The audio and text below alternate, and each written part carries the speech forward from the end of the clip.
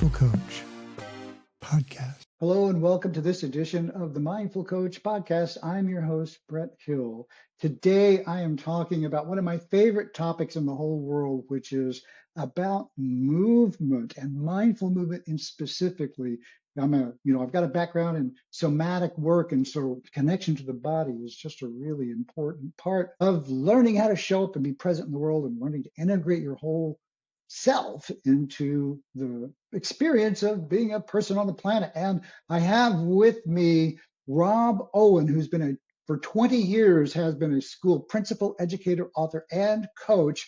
And he's really been having a deep impact with stress and burnout, helping teachers in the school systems. After a life-changing car accident at 17, he started to work with Tai Chi and Qigong. But those are such powerful practices, and they have become central to both his professional and personal life. And now he shares all of these learned through Move to Focus, MOVE, number 2 focus, helping educators and students, especially those with ADHD and anxiety, find calm, focus, emotional balance in the classroom and beyond. So welcome to the show. I'm Rob. I'm happy to have you here.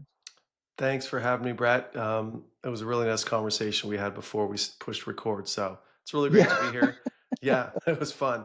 So really great to be here. Thanks for having me. Yeah, we were having some technical challenges, and it's kind of like, oh my God. And then I'm noticing how stressed out I am, and I have to like calm down and get present. I'm so fascinated to talk to you about your work, with the movement. And so you talked about in your lead in here, like you had this life-changing experience. Tell us about how you got tuned into the power of mindful movement. Well, the power of mind. So I would say it began in the world of martial arts, training in the Chinese martial arts, in particular in the Shaolin and the Wing Chun, and eventually in the Tai Chi and the Qigong. So you studied Shaolin? Yeah, so Shaolin Kung Fu is of the oldest martial arts, and Shaolin is about developing the whole being. We do learn self-defense, weaponry, all of the above, but a large part of the practice isn't just about the martial part, but it's about the art of being alive, the art of being human, and the development of the character through breath, through hard work, through mindful practice, through moving mindfulness. The development of the character. You talk about the character like it's an object that you develop, it's like interesting. And, shaping it through breath. Now that's a powerful thought, like, oh, I can shape my character with my breath. Right. So what have you learned about that? Like, let's talk a little bit about breath, because that's a powerful thing that I use it's like one of like 10 things that I teach a little bit is like the power of breath, but I'd really like to hear it. I've had some intersections with martial arts, but nothing as deep dive as you've had. So how did you learn about that? Well, I think of it as like this. It's like move to focus. It's breath, move, focus, right? So whenever we're moving around in the world, whether we're in a meditative state or not, we're doing all three of those, right? So in my practice, in the practice I like to teach, it begins with something, well, we already have. We have breath, move, and focus. It's about bringing those all together, right? So when we breathe and we breathe at the same rate that we move our body, and then we focus on a part of our body, that's the goal in the practice. The mindful goal is to link up the breath, the movement, and the practice together. Obviously, I started doing it in the martial world. So when you're doing forms or you're doing movement, your breath needs to always be in your belly, right? It needs in your dantian, about 3 inches below your belly button. And the reason why is so your chi isn't up high. So we know when our energy, when we get, a big cortisol boost or a big burst of fear or anxiety, we find that our shoulders tense up. We find that there's tightness in our chest. All of the thoughts in our head start to go and go and go.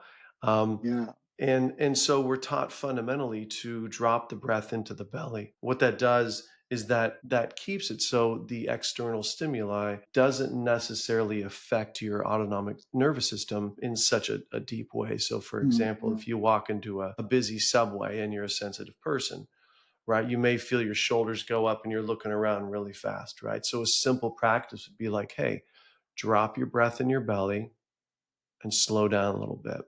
And as you slow Hmm. down a little bit, the amount of energy that you had in your upper body that's causing the emotional rise is dropped down. And then when you're calm, focus will come afterward. Because if you're a little sporadic, the focus seems to go away or become all over the place, kind of like a beehive.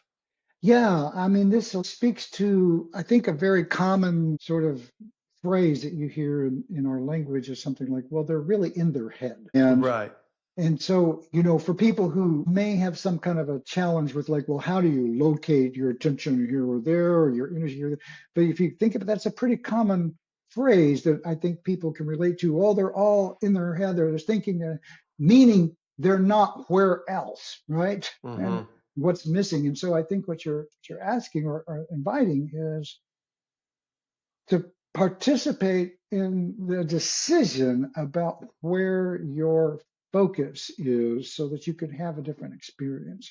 And then combining that with movement. Oh my gosh, I just love that so much. Right, right, agreed. So the way to embody mindfulness and movement, in comparison to just being in your head, you hear that term being in your head, and you just think of the beehive mind or the sporadic person just freaking out, or they're being maybe overly emotional, or maybe they have too many thoughts.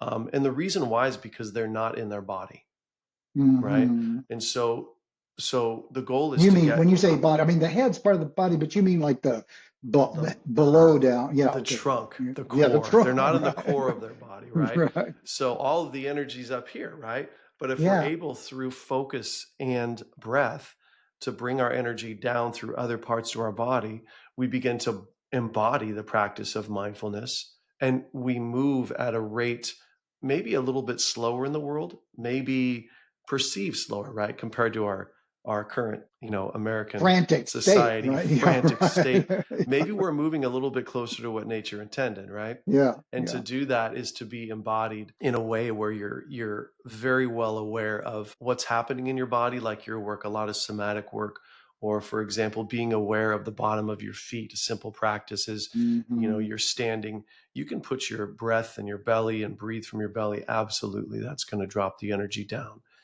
to a Hmm. sense of calm and relax you, just to begin. But you can also put your intent at the bottom of your feet.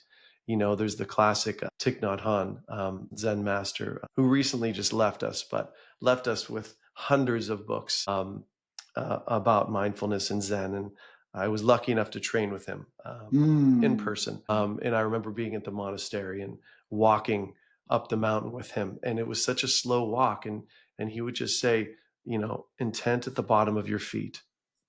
Just be aware of the bottom of your feet as you heel to toe, and let Mm. your body go from there. Let And your body so, do. yeah, yeah, let it do the work. So the grounding practice, one can be through breath in your belly with the focused breath in your belly. And the other one can have your intent at the bottom of your feet and simply slowing down. And that'll help you embody this sense of mindfulness. Yeah, it's powerful. So when in my experience, it's like I have a lot going on, as we all do in this world, because we're all too busy by design. I think the world is designed to keep us out of our bodies and in our heads, Hmm. so that we can do more and get more done and accomplish more and be more. Hmm. It's like the whole drive to achieve something that you don't have. Because if you were happy with what you had, you wouldn't work so hard, and Hmm. you would drive towards a future that isn't here because there's only always now. Anyway, I'm pontificating a little bit, Oh, I'm but right next to you, right next to you on that one. but what I was going to say is like it seems to me that in my experience of that, it's a very interesting experience because neurologically, when I find I'm in all my thoughts, I've got to do this, I've got to do this, and I take a breath, I do my own version of what you're talking about, then that it's like the static kind of begins to dissipate. And I find then that I can actually approach the things that I wanted to think about more clearly and I can take more effective action. That's an interesting phenomenon. So it's like slow down and be more effective. Oh, right. It's kind of paradoxical, but I think it makes sense, to slow down and be more aware of what's really going on. And then the mind can think a little bit more clear when we slow down and we're not keeping up with, the next task, which I'm definitely guilty of. But I think it simply needs to be a balance of being and becoming, right? So Mm, mindfulness is a practice of learning to be, right? We attune yes. yeah, learning to be in that sense of beingness. And then the Zen takes it a little bit further where it's like, okay, we have this sense of beingness that we're sensing. Um, and Zen kind of takes it from, you have the mindfulness, which is the emphasis on being aware of the sensations of the body, aware of your thoughts, aware of your emotions. It's the Zen takes it a little further where, okay, we're aware of those and we're watching those go by, but let's become more aware of the ground of being in that which is perceiving that phenomena and Mm, moving beyond the thoughts into what we call a non-dual nature. yeah. Yeah. Well, now we're getting out there. It's like, or in there, as the case may be. Yeah, right in that. Right, right, right. I totally feel that. I don't talk about that too much because it feels like a bridge too far for a lot of people. Because Mm-hmm. what happens in as we begin to talk about this state is that language begins to fail us. Mm-hmm. You know, the words are just tools to illustrate something to a cognitive system, and without a somatic experience of that, it's just an idea. Mm-hmm. Um, and so it's difficult to explore meaningfully through conversation. Mm-hmm. Agreed. Agreed. And and that's why I think we seek out teachers who speak from this place, because what happens in my experience is a transmission occurs Mm-hmm. that is beyond the words. Mm-hmm. It's the space that holds the words. Mm-hmm. And you have to have something in you that's like, I'm kind of getting a vibe here. What is Mm-hmm. that? I don't know. There's like some deep water here. And the mind goes, I'm curiously attracted to that. Mm-hmm. That if that's what happens to you, then you're in luck, because that's what I call hearing the call, right? You Right. can, anyway, I'm kind of lit about this topic today. I can tell. Um, Yeah, yeah. I loved what you said about being aware of what's beyond the words, because, words just being signs, right? They're not the actual phenomenological experience of what's happening, Yeah, right? I sometimes say it's like a picture of the Grand Canyon isn't the Grand Canyon, right? Yeah. It's just like that. Hmm. So, you in your intro that you said you had this like crystallizing experience of some kind when you were like in a car wreck. Can you want to tell us what happened there? Oh, sure. Yeah, it was a slow crystallization. Oh, okay. It wasn't the sudden enlightenment. I think it was more of the, and it's still growing, but it did become, it's a classic Campbellian story around Campbell, meaning like Campbell. yeah, Right, Joseph right. Campbell, right? Yeah. And the hero's journey.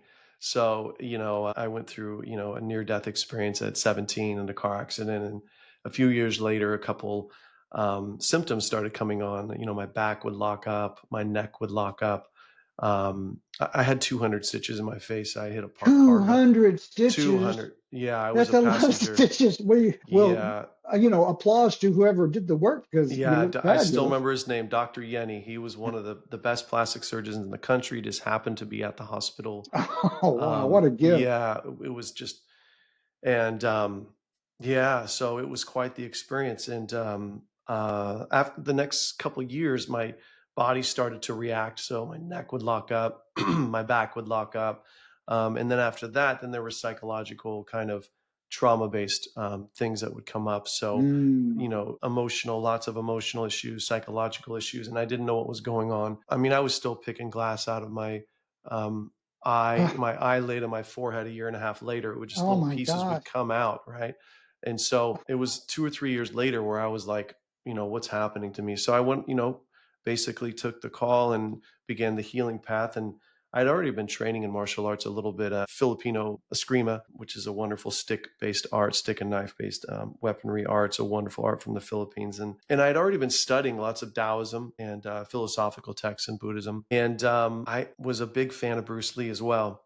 And so it seemed to all Right. come together, right? It Yeah. all come together with I went to a chiropractor, started seeing a chiropractor, and went through a couple of them, went through acupuncture. And then one day I found this, what we call a guan. That's another word for a dojo. And I left a little note, it was like, Sifu, teach me kind of note. I'm ready here. I'm Hmm. here to learn.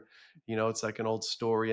Yeah, And, it is, right. it's, And he comes out and says, I've been waiting for you. yeah, well, almost. He's traditional, and so he interviewed me, and I told him what was up, and he's like, "Would love to work with you." So that practice is about developing nonlinear musculature all over the body. We call it Chansujin, which is Mm. reeling silk energy, and it's about spiral. So all of the movements that we do in the Tai Chi, the Qigong, yeah, there's always a spiral going on because one, on a more cosmological standpoint, it's echoing the Yes. universe, right? Oh my Echoing the God. universe, echoing the seeds and the soil, all of the above. But when it becomes embodied, it's about learning that the body shouldn't just be, on these little degrees, but it's a three-dimensional experience. So Yeah. a lot of the training is three-dimensional in the way of how it develops your body. So my back and my core started to become much more developed after years, and my neck. So I had to rebuild all of my musculature and obviously the mind work, all of the Chan Buddhism, which is basically Zen, the core of Zen, and the Buddhism and the Taoism. Sorry, that coupled with my training really started to change me. 10 years later, teaching it, and I was a classroom teacher. And so I started to bring in these mindfulness based practices before they were a thing. We're Hmm. talking, I started teaching, and I'm going to date myself in Uh-oh. 90. Yeah, here we go.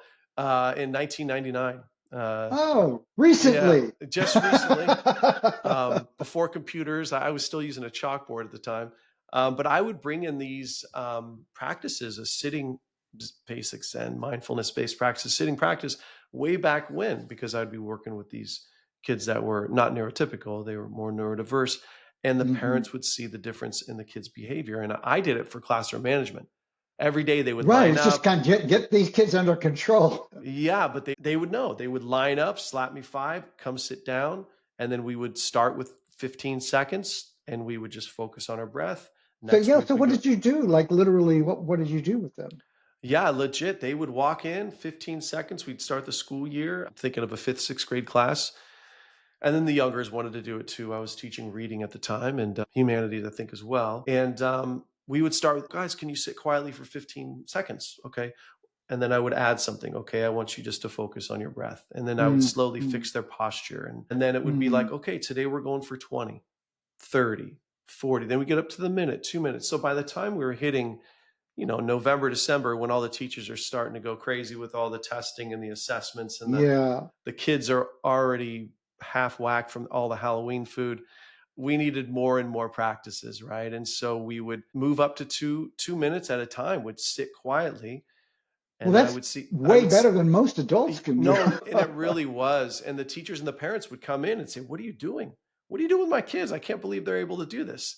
And so for some So kids, they they would, need so the other parents and teachers, they were noticing differences. noticing difference to the point where they had me come into the beginning of the PTA meetings, say, "Hey, Oh, Rob, can you open up the PTA can meeting you just can you five or help ten us out, minutes?" man? Because we need Yeah, help. You're it's right. stressful here, Rob. Can you help me out? Right, So I was exactly. doing that. So I would just do some mindfulness practice, some Tai Chi, or mostly Qigong and mindfulness practice to open the PTA meetings. And I started doing that. And then 5, 10 years later, I really started to create an actual entity called Move to Focus. But I've been doing it for years. And now I'm just kind of making, kind of packaging it and offering it to other teachers and educators. Well, that's amazing. So how do you, I mean, what happens when someone shows up and goes, well, I'm so stressed out. I don't know what I'm going to do. I'm freaking out. Can you help me? I mean, where do you start? Yeah, I think it depends on who it is, honestly, Sure. or if they have a background in any kind of meditative art, Yeah. um, So it's customized, right, to who you for are. sure. So you Mhm. don't teach the way. So the way that I teach a Tai Chi class to adults is so much different the way when I've opened up a fitness and wellness class for third graders, right? So it is a completely Well, different thank thing. goodness. I'm relaxing to hear that. Yeah. So, and working with educators, I love it Yeah. because they see how once they have a practice to center themselves in the morning 3 to 5 to 7 minute practice in the morning, they can come into their classroom and they can be more centered and be more present with their students. And then they can begin to offer these exercises to their students. So you have sort of, not, I want to use the word templated, but you have examples of how they can actually bring this into their own courses in their own classrooms. Right, right. So the goal first is to take care of them, to take care of the teachers. Sure. Right, right. To offer them something more than coffee and donuts, something a little more Wait, internal. what? Yeah, There's that? you know, not much more, but there's pizza. Oh yeah, okay. There's pizza. So yeah, so That, just to offer them a practice is so key, and it feels good to offer it, to give it back.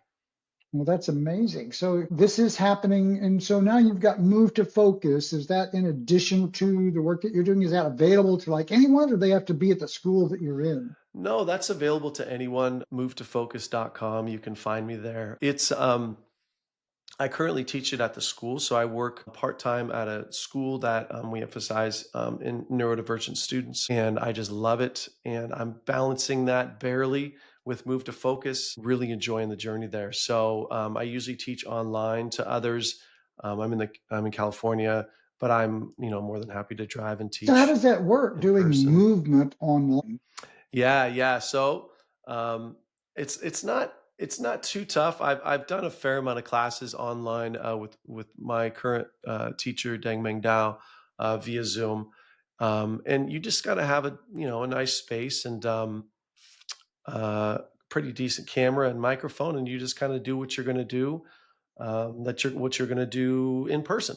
You know. So good. And so like it's particularly like help me understand a little bit about you the ADHD and the neurodivergent parts of this. Like, is this suitable for that? Because is it like with mindfulness, the traditional mindfulness practices, which involve meditation, Hmm. there's this subcurrent which is like, well, that doesn't really work for people who are like really neurodivergent in some ways. They start to do that and they get really emotionally frustrated or they can't Hmm. maintain. And so, I mean, how is this an alternative? I mean, how does that work? Yeah, big question. So I've had lots of conversations, even with other podcasts around ADHD and mindfulness and ADHD and qigong and tai chi. I like to think about the innate quality of mindfulness, mindful movement in particular, in that it's about becoming less reactive and becoming less impulsive. And so the practice, fundamentally, the nature of mindfulness, when you practice for a month, year, decade, whatever it is you're going to find there's a space that you've created between the phenomena and your ability to react to it. You have a choice. The less, let's say there's a practitioner who maybe just began and they're just seeking it. Maybe they're going to be more impulsive. That they're the stimuli that they get via their senses. They're going to hop right on that immediately. Maybe after a few months or years of practicing mindfulness, there's a space between the perceiver and the phenomena that's happening. That space is mindfulness. So then you have a Mm. choice. Do I want to jump at that and be more impulsive, or now I have like a quarter second to slow down and recenter where I am? That comes through years of practice of mindfulness. So there's lots of studies around the benefits of mindfulness for children in particular with ADHD or impulsive behavior, hyperactive ADHD, but also inattentive ADHD. um, there's one that is, I think it was the um, International Journal of Psychology. It was like 38%, 37% change in the kids' anxiety, just from the Wow. practice of mindfulness. Is There's this a is lot. this the traditional like mindful meditation mindfulness that we're talking? Yeah. So what'll happen in some of the studies is they'll mix the research in mindfulness with the qigong and the tai chi, or they'll mix some of the research with mindful movement with those. And then there are also a lot more studies that link the mindfulness and yoga. Yoga has a pretty large presence in the school system right now. So there's a lot of research around that. But if you look around, it's slowly just starting to rise, and people are saying, well, there are, even though it's not going to cure ADHD or anything like that, cure whatever that's supposed to mean, but it will Right. give you, right, it'll give you tools to relax and to work on your impulsivity, and help you. Well, maybe if you don't want to move to the medication, right, which a lot of people take for the ADHD, you can start looking at the foods you eat. You can start looking at the intake of, internet, TikTok, YouTube, all that. And you can also look at your breath and your movement, and how if you can learn to slow things down, it will decrease impulsivity. Mm. I recently, as an older guy, it's like they didn't have ADHD Yeah. in framework when I was a kid, but Yep. I would have been probably tagged as one of those characters. Me too. Not, and I don't like, I'm not crazy, in terms of like a scale of 1 to 10, I'm probably like a 6.5 or Hmm. 7.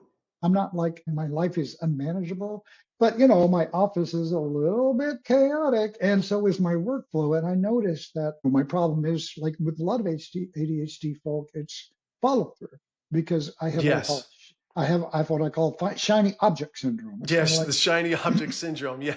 it's I it's kind of love like, it. that, Oh, oh my God, yeah. The thing I love right. about that is that there's this limbic system empowerment. It's truly fascinated, enlivened, and activated by some concept, some gadget, some Hmm. technology. I'm a technologist, so I love technology. And it's kind of like, Hmm. oh, that is so cool. And I just really get into it, and I feel good about doing that. And then I'm in the middle of it, and there's like, look, that's even cool, so cool too. And pretty Yeah. soon my world is just, what is the shiniest object in my field of awareness? And that's where my attention automatically goes.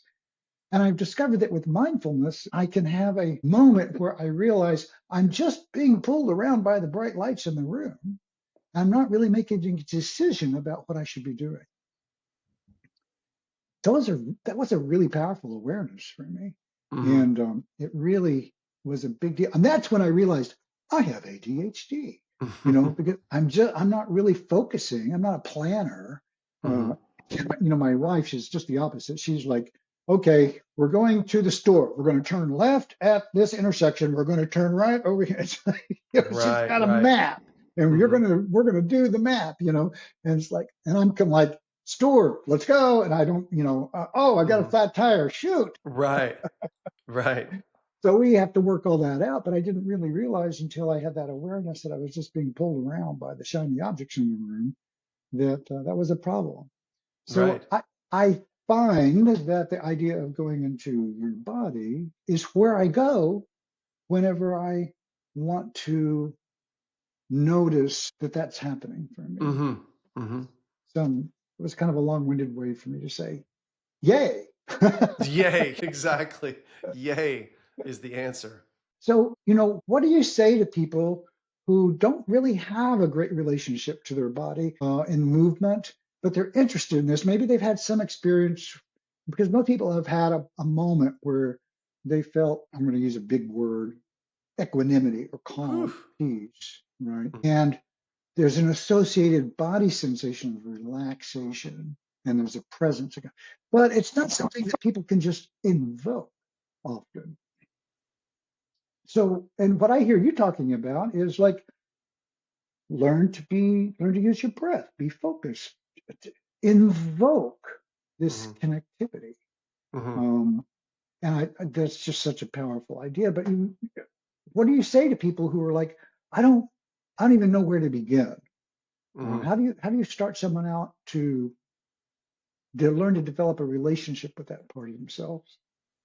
Right. So I would start with breath, because we all breathe. Right. So Mm, I would just start with the awareness of breath. I would gently mention something like, let's begin by slowing down, because mm, that's anyone knows what that means. Okay, well, how do I do that? So this practice is about slowing down from the outside in. So we slow the body movement to slow the mind, mm, right? So if you're just talking to yourself, internal dialogue, and you're saying, okay, mind, slow down. Okay, mind, slow down. Probably not going to be too successful around that, right? mm, But when you're able to slow down your body and you move your breath at the same rate as your body, in a specific kind of focus, the mind will follow. So what do you And mean as when you say slow down your body?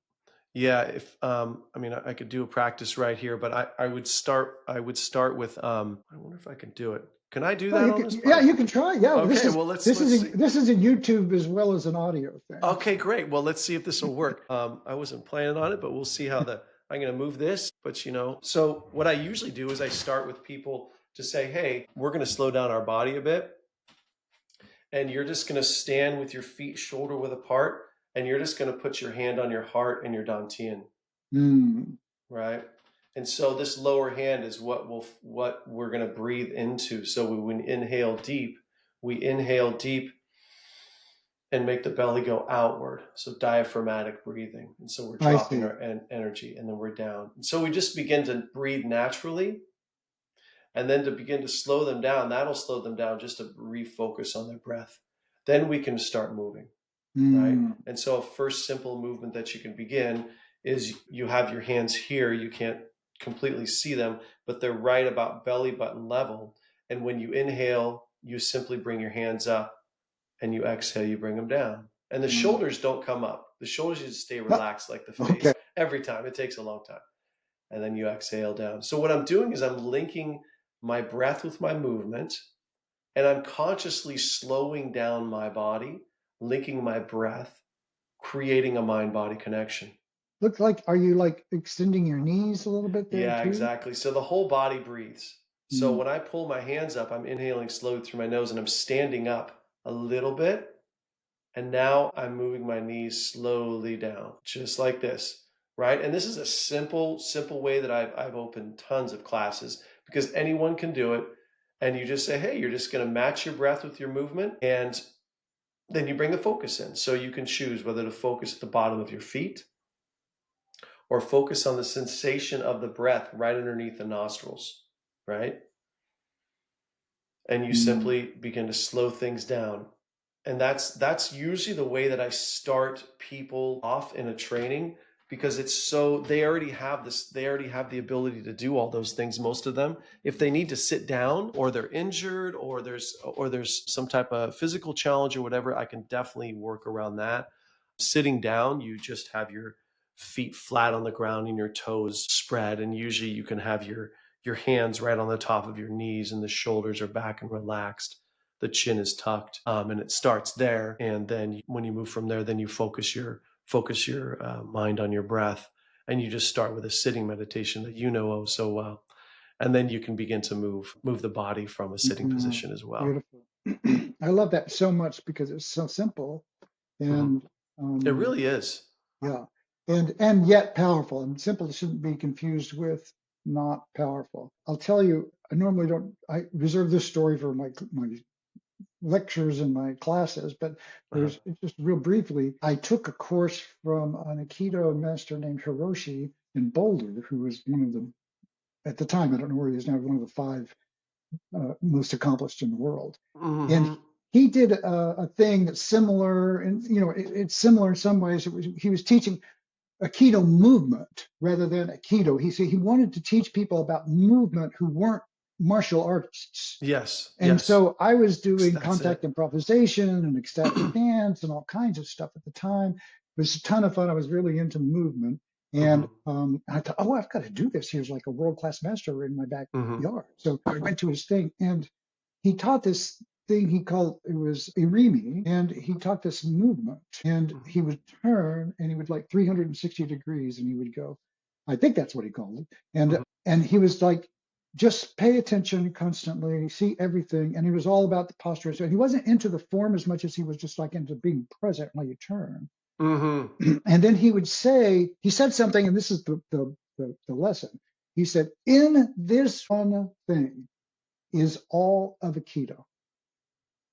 Hmm. And I thought, wait, what? That really got my attention because I thought this one motion, I mean, here's what one of the best in the world Hmm. who spent his whole life studying this. And he's saying, if you master this one movement, you will know everything that I have learned in Aikido. Of course, not the technical aspects, but Right. the embodied aspects of movement. Yep.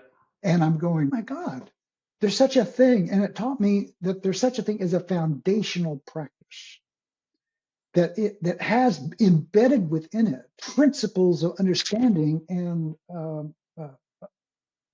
basically a learning path to mastery of some presence or some kind. And I feel like that this, basic kind of simple movement, it all Mm-hmm. started out with a simple movement Mm-hmm. that is exceptionally powerful when you bring yourself fully into it. So wise, so well said, Brad. The profundity is in the simplicity, right? Yeah. It's already here in front of us. Very Taoist for sure, very Zen. But it's so true. That simple movement, if you are able to have complete focus on your movement, on your body and your breath, and you are aware, you're beginning. Now he's doing three-dimensional awareness, and he's probably posturing his Yes, self of course. straight up maybe in a specific martial manner, depending. I don't know as much about the Japanese arts, but they, Zen made it to Japan. So that idea of movement and awareness and breath all aligned. Yeah. Yeah, if you could master that, You you would be got a it. master. Or you would be a master. So the idea of discipline every morning to do that, it's not the chase the dangling carrot kind of thing. It's not like I'm just going to pop a pill. And that's the Right. difficult part of bringing it to people because, I mean, if you give me 5 minutes with a crew of people, definitely we're going to become relaxed for sure. Yeah. But what happens is if you want long-term effects, you have to build in a practice in your morning. You have to do it, whether it's before or after the cup of joe, if you drink coffee or tea, but it's like breakfast yeah, exactly. Breakfast for the internal environment. You got to have that. It's like music is food for the soul. It's like the Tai Chi and the mindfulness is the same. And so if you have that practice, that mind body practice every morning, a simple one, you can bring that into your day. And that will begin your day in the way that is much more balanced and will offer much more, overall harmony and awareness through your day. Think of it, comparison would be like you wake up, you get a double cap, you got a donut in your mouth, you're running out the door with a book in your armpit, and then you show up to work, whatever your work may, in particular would be in the education world. You show up to class with your kids or at a meeting, at an admin meeting, you're all over the place. How are you supposed to present what's really going on? Right. So if you look at the opposite of that, that's what I seek to teach. Yeah. Wow. Yeah. So powerful.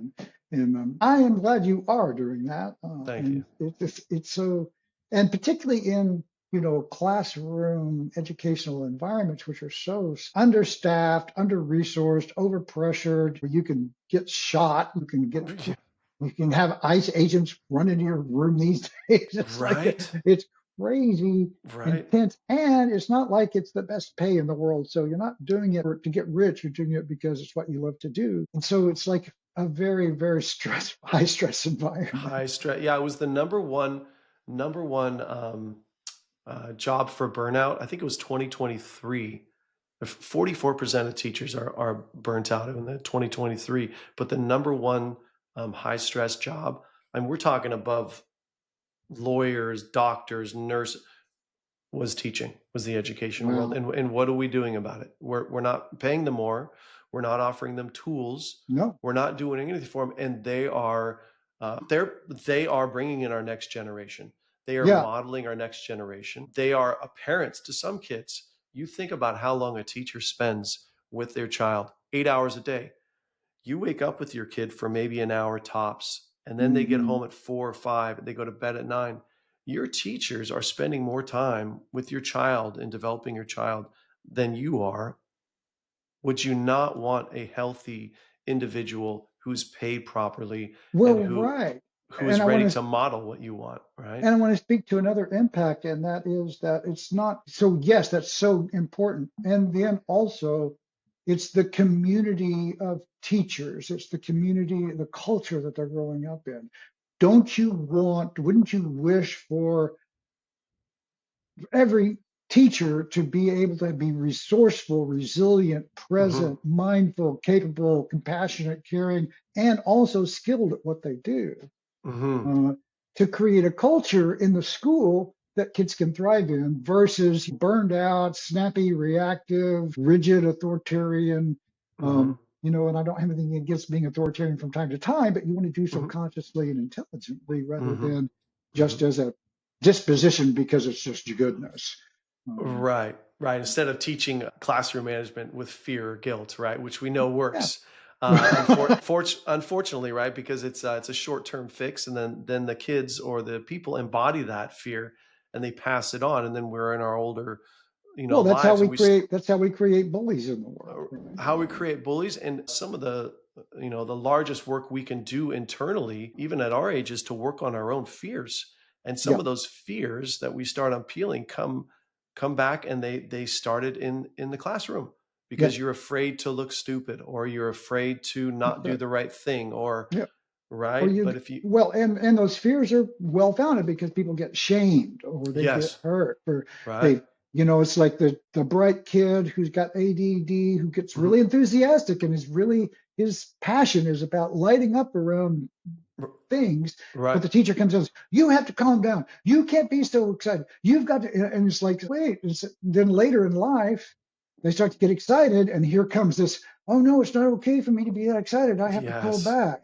And then they wind up talking to me or in your classes to Hmm. kind of like, how do I get in touch with how can I move through this? And to use your term, you put it in your terms, and it's like and in my world, particularly the focus on mindful communications lately, it's like, how do I find my voice again? Right, right. And realizing that you were mentioning like a hyper focus or engagement from the folks who have ADHD, and that's one of the gifts. There are just as many gifts. You not only have more energy to work with, but when you're focused and passionate about something, and you do have symptoms of ADHD or you have been diagnosed, you are going to be able to laser focus in that, and that passion that you have, it is very powerful, and you can become very, very hyper focused. Alongside of that, another superpower is creativity and also sensitivity, right? So you can learn if you can slow it down, right? And a lot of those thoughts, depending on those extra thoughts, when you do slow down, they might not just be task based or random things from the past. They might be just an overflowing well of creativity, and Yes. that gets squashed. That gets squashed in the classrooms, right? The creativity gets squashed because we always want to have the highest test scores. Yeah, And I know. Oh, yeah. Oh, don't even get me started. yeah, I'm right. having PTSD just talking about it. It's like, Right. Yeah. No, me too. Oh my gosh. I was that kid. I was the class yeah, me clown. too. I mean, I was, yep. I was literally bored out of my Yep. mind. Me I too. remember, I don't talk about this much, but I remember being in like fifth grade, looking at the brick wall, listening to the clock go, Mhm. and then having these vivid daydreams in full color that were Mhm. like 30 minutes long, Mhm. because I was bored to tears. And Mhm. I just, it was crazy making. I was almost hallucinating. I was so in, awake daydream. I never, felt like I was not in the classroom, but I Mhm. was way out of my body, so to speak, if you want to call it that. But I was in another world. Right, right, because you're shutting whatever they were trying to teach, you weren't connected to it. And that's really hard for a child or a person with ADHD. If you're not connected to the content, it takes so much more focus, right? And so you have to have scaffolding, you have to have support, such as Mhm. fidgets, or you have to have something you can do with your hands, or you can Yeah. have small meditations with your fingers or your feet, or something Well, sensory so you can stay focused. yeah, and it helps if what they're teaching is actually interesting or useful or Right. practical or engaging, because it's like so much of what they're required is really kind of not relevant It's to, you it's know. it's really not, Brett. It's not, and that's difficult for kids to sit through a class they really don't care about, right? Because they're That's not at difficult. choice. Now, I remember being, I don't, this is, Brett's right about being a school show, but Mhm. Yeah. I remember staring out the window for hours and watching the cars go by and Hmm. go, wow, they can go anywhere they want. Hmm. Wow, what a world that would be. And I just was like projecting someday that'll be me. Someday Someday that's going to be me. I'll be that person. If I can just sit through this hour, I'm 1 hour closer to being in that person in the Right. park. You know what? And if you can imagine like a teacher being aware enough to teach to a child's strengths that they may be Mhm. imagining things during the day, and you may say, "Hey, what are you thinking about?" "I'm thinking about knights and castles and stuff." Cool. So instead, your writing assignment is going to be based on knights What and you're interested castles, in. right? Or hey, your art assignment is going to be on, or you get older, hey, can I have an essay about the Middle Ages and the construction of neo-Gothic cathedrals? Whatever it is, you can gear Sounds cool. the strengths, right? So the child can be engaged. And once you engage that child with that those things such as impulsivity, ADHD, whatever it might be, once they're engaged and you give them the content to engage in, they will blow people out of the water with what they can come up with creativity and how fast they can get things done and the insight. But Yeah. strength-based teaching is so important. It's difficult to do if you're in a system that is a little bit too rigid, right? Some schools are loosening up a little bit, public schools. I currently work in a private school, so we have a little bit more wiggle room, but engagement is key, and strength-based teaching is super important for children. So, it's like I want to invite, the listeners and, to think about, like, just going to ask this question. Did you have a teacher that made a difference in your life? Right. And it's like, Mhm. wow, it's like many of us had. And I know, thinking about that situation where I described, I had these really crappy teachers that were just boring all day long. And then I got into a different scenario where I had teachers that really made a difference to me. They really made their subjects light up and they were fascinating and they were personable. They would connect with me individually, and they managed the classroom much more effectively because they made things more alive. And those things really had an impact on me. So Mhm. and I feel like that they were, I don't know if they were more mindful, but they were certainly more present to More the impact that they were having because they knew how to engage. right. I bet that was it. Probably engagement, presence. They cared for you. There was a relationship created. All of those are so essential for having a good teacher. I remember my second grade teacher, my fourth grade teacher were my favorites. Middle school, not so much. High school, not so much. And then Yeah. my favorite teachers came in. Yeah, I'd struggled lots of struggle in middle to high school, but made it through. It was when I got to college when I actually started to take the classes I wanted to take, and then I was off to the races because I started to take, music appreciation, philosophy, literature, all of these studies that I was interested in. And I still remember Bahram Baruzzi, Dr. Baruzzi, if you're listening or if you're still around, life changing. Mm. And then it was my martial arts instructors too that were, I mean, near father figures, right? Like I, that level of I'm teacher. so jealous. I wish I'd had that. It's like my first foray into Taekwondo, Mhm. which I took because I was getting beaten up all the time, so I needed to Oh, learn to defend myself. And uh-huh. so I was a member of this dojo, and I was in a band. And I played music and I sang.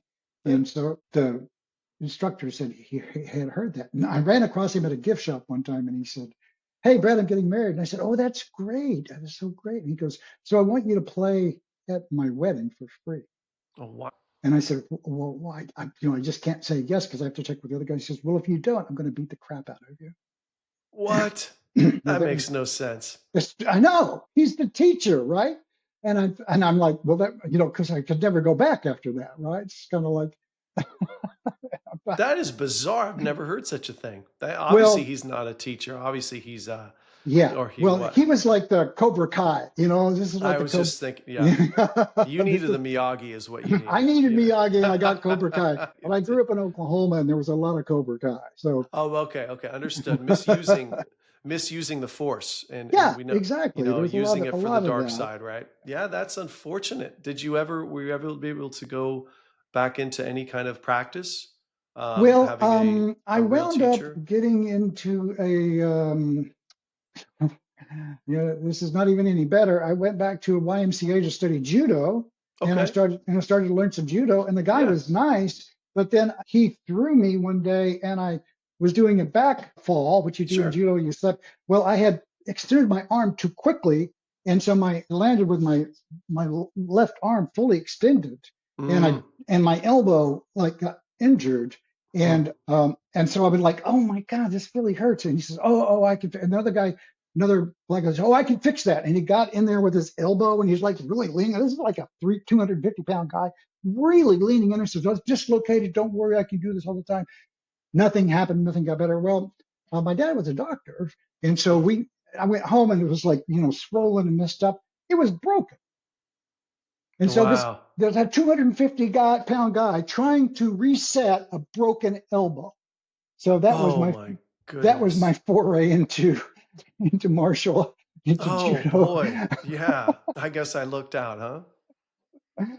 Now It's there never is too a late, Brett. It's there never is too a late. happy ending Okay, in good. the I was waiting for I that. wound up getting into I shared a room with a guy who was a instructor in the U.S. Army, black belt Mhm. judo instructor.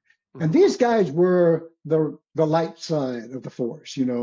And they knew that they seemed to think I had some skills, which was strange to me. And they took me around with them to their trainings. And so I learned a blend of judo and taekwondo and stuff from these guys informally. And at one point they said, well, you're like a brown belt level. So that's what, but I didn't ever take any tests or anything. Oh yeah. But that was my redemption story, if you Okay, will. good. There was a redemption, the redemption song all around it. That's good. I'm glad you got that because that could be scarring. Yeah, yeah, well, it definitely was. And I'm still in therapy over these things. Yeah, I'm still in therapy over it. Well, I have just had such a great time talking to you. Sometimes I'll ask, and I think I will, like, what would you leave our listeners with who are like, well, how do where do I get started? I know they can find you. It's like, is there a practice that you can give somebody to just like do like today that Mhm. they could begin to see for themselves what this is like? Yeah, I would start with the practice that I introduced just a few minutes ago. The Um, the right, moving the moving the hands up. So when you inhale, you bring up the hands super mhm. slow and coming back down. The goal is to link your body, your breath, and your intent, or your body and breath and your focus Body, breath, together, and right? focus. For 3 to 5 minutes. There's also other self massage techniques I do around. I introduce polyvagal theory mixed Hmm. in with the qigong because the activating the polyvagus nerve in and out of qigong practice or breath based work is very powerful for calming someone. So. But yeah, if they're interested, it's info@movetofocus.com and you can find me there. That would probably be the best place to find me. Oh, so that's the email address, info at move, M-O-V-E, the number two, Yep. focus.com. That would be the one. Yep. Okay. Well, we'll put all of that in the show notes so people can connect with you and see what you go to your massive YouTube channel. You have a massive YouTube? I don't have YouTube. I have Instagram. Yeah, Okay, I we'll go to chose Instagram. one. It's such it can take so much of your time away. So it's like, okay, I'm just gonna choose one Instagram. That's yeah, blessings to you. Yeah, it's really Yeah, hard to figure this out, like on the yeah. go It's move_to_focus if you look on for Instagram. So there, Instagram. Okay. yeah. Well, So if we'll you put look in that the link Instagram, in the show notes too, so people can great. find you on Instagram. And I don't have a giant Instagram presence. I, I Oh, just neither do I. just can't do It's much. no. It's secondary to my practice and supporting teachers, administrators, and students. So thank you so much for the work that you're doing, and particularly on behalf of every kid you've ever helped. Thank you, Rob. It's like, and I really appreciate it. And it's been just such fun talking with you. So um, Great talking with you, Brett. Super kind to just spend time with you, and I hope we get to chat again. thank you. I'm sure we will. All right. The Mindful Coach Podcast is a service of the Mindful Coach Association.